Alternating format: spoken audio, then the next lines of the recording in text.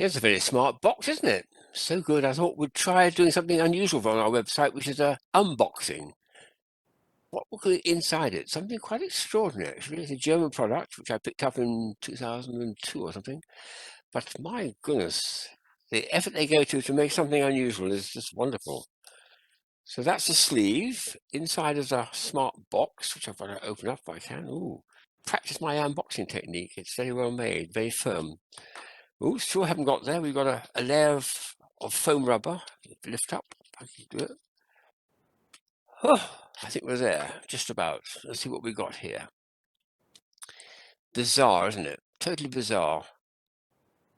There's a watch there. I did try to get the battery replaced. It's a tiny, very odd size of it, actually. I've got to go to a very specialist shop sometime or other to get it going. But it definitely goes tick, tick, tick and works when the battery's...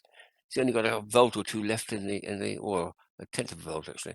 But it works. But the pieces all come out of here, out of the... I'll keep it down here.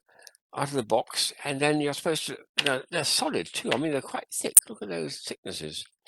And this is exactly the same thickness, even though you can't tell at this stage from that angle that it's anything other than a piece. But it's actually a working watch. It's got the back there. You have to take the back off in order to replace it. So there's 4 pieces with pictures, with designs which are well known to puzzlists who love things called tangrams, and that's what these things are. They're tangram, or sort of tangram pieces. I think I have 7 in tangram.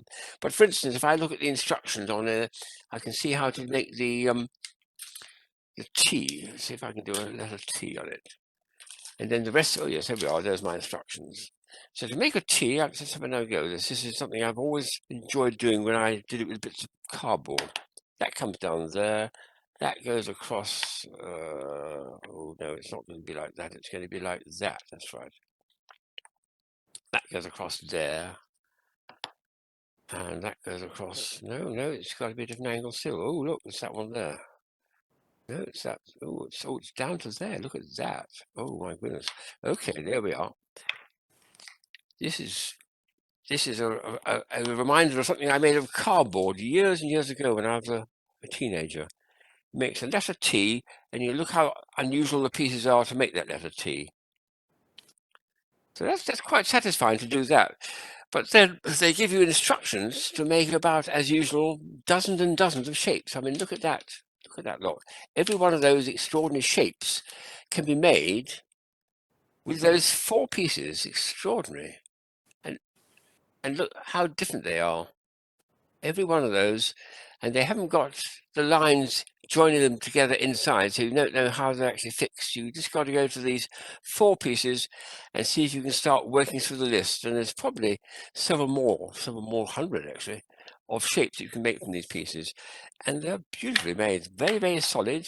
Funny little corner pieces with holes in it actually, so you could string them through and make it into a little key fob, it looks like. But there we are.